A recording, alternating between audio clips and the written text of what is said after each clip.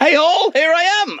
I'm at home at the moment, but I've got a Bodega fridge cooler, which is a freezer, which they've asked me to do a review on. The nice people sent me this. I was looking for one because if any of you follow the channel, I put everything in the fridge down here, the normal fridge that I've got.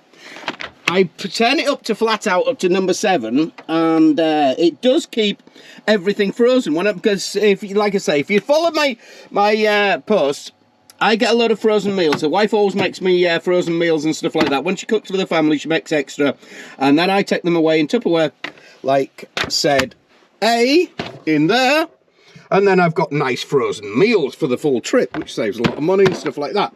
But the only problem I was coming across, it was freezing my milk and stuff like that if you've got everything turned up in there. And it only usually lasts about a week or something like that before everything is starting to melt and stuff like, well, not melt, but especially if I'm down in Florida or any of the southern parts and it's really cold, really hot rather.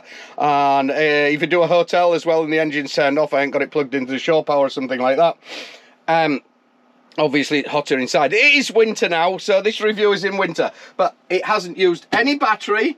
Nothing like that. It's been absolutely brilliant. As you can't hear it, it's super quiet. You've got your 2 dials here. You've got one right and left, so you can do them both frozen or one cold, one for your milk or something like that, and the other one not so much. So this relieves my fridge. I can have my salads without getting frozen and stuff like that, and my milk not getting frozen, and I can keep things in here. So the glory of this as well is it's going to last me a lot longer than 2 weeks or something like that if I am on the road, because sometimes I don't eat all the meals and then they go to waste, and I was getting a bit pissed off with that. So this should be a lot better like that. Anyway, the review, let's tell you about it. It hasn't used any battery. Well impressed with it, I really am. It's got a little cutting board thing going on there. It's a bit, sits up there, so it's a bit bent. That's a bit weird, but never mind. It's all cool stuff. And what else? It's got 2 compartments. It's a fridge in it. There's not a lot you can say about it. Let's just fill you in on the controls.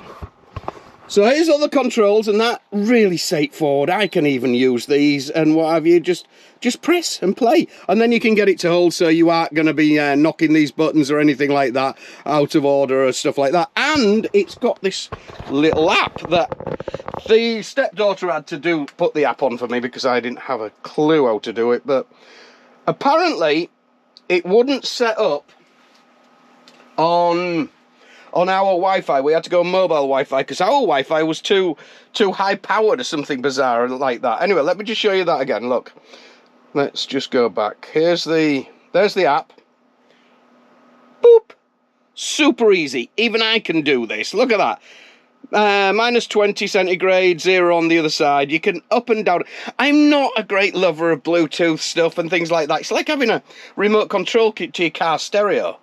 You're only arm's reach away, or even if you sat outside or stuff like that. You know what I mean? It's a bit of a gimmick, but hey, it is there, and you can do that if you really wanted to. But it is straightforward, like I say. So you've got on this, I think these sell for about $500 or something like that. Nice strong thing. It, like I say, it hasn't used my batteries or anything. I've left the batteries outside the house. I've been home for a couple of days, or 3. This is day 4, I think. I'm going away again today. Let's just have a look at this down here. Right, you've got here, we can, if I can get in there. No, I can't. Yes, I can, with one hand. Right, there's a battery pack as well. So, we will be using this in the Jeep. So, you've got solar power you can get for it, extra, obviously. Or a battery pack. Or this is the 12 volt. Yeah, we're running on 12 volt. Are we running on? Yeah, we're running on 12 volt at the moment.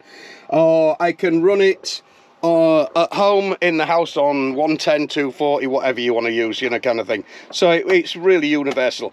When we do take it away in the Jeep, which we'll be trying that as well, we'll be getting another battery for it. So, because I don't want to run the Jeep batteries down. Obviously, in a semi, in a truck, you've got a lot more batteries, so there's a lot more power, and it's going to last a lot longer than